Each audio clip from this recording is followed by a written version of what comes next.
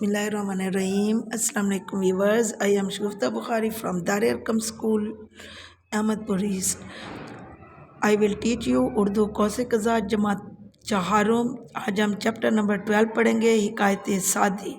इसके अल्फाज मायने जो हैं वो हम पढ़ेंगे। वुसत, फैलाव, हकीर, कमतर, मुद्दा, मकसद, ज़ाया, ख़त्म होना, तवक्का, उम्मीद, इंतहाई, बहुत सख्त। तो ये अल्फाज और जुमले हैं, आप जुमले अपनी तरफ से भी बना सकते हैं।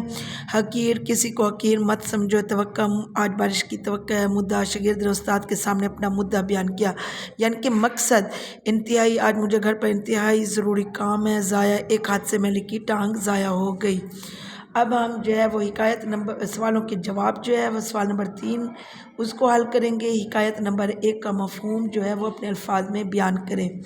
तो हिकायत नंबर 1 में आजिज़ी व इंकिसारी का सबक दिया गया है। इस हिकायत से हम सीखते हैं कि अल्लाह ताला चाहे तो एक छोटे पानी की बूंद को कीमती मोती में बदल सकता है। बस इस कायनात के सारे काम अल्लाह की मर्ज़ी से होते हैं, वो बेहतरीन कारसाज है। उसके बाद सवाल नंबर 2 है, किसान की गन्ने की फसल क्यों फ़रोख्त ना हुई। तो गन्ने की फसल इसलिए फ़रोख्त ना हुई क्योंकि ख़रीदने वाला शख्स जो है वो उधार से बचना चाहता था।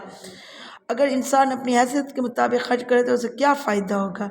अगर इंसान अपनी हैसियत के मुताबिक खर्च करे तो उसे उधार लेने की ज़रूरत नहीं पड़ेगी और ज़िंदगी खुश व खुरम अंदाज से गुजार सकेगा। हाकिम वक्त ने किसके हक़ में फ़ैसला सुनाया और क्यों। हाकिम वक्त ने मुआलिज के हक़ में फ़ैसला सुनाया क्योंकि वो उस बेवकूफ़ शख्स की गलती थी कि वो जानवरों के मुआलिज के पास गया। एक समझदार शख्स की क्या निशानी है। एक समझदार शख्स को कभी भी अपना काम बेवकूफ़ के ज़िम्मे नहीं लगाता।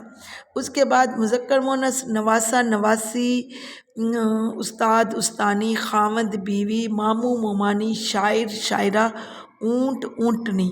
उसके बाद ये मुज़क्कर मुअन्नस, प्याज, अखबार, झाड़ू जो है ये मुज़क्कर है। चांदी, उर्दू, छत, तनख्वाह ये जो है ये मुअन्नस है। और रमूज़ औक़ाफ़ में अब हम ज़बान शनासी और कवायद पढ़ेंगे, जहाँ पे हमने ये देखना है ख़त्मा, सक्ता, सवालिया, निदाया, कि कहाँ पे ख़त्मा लिखना है, सवालिया लिखना है, सक्ता लगाना है और निदाया लिखना है। अल्लाह हाफिज़।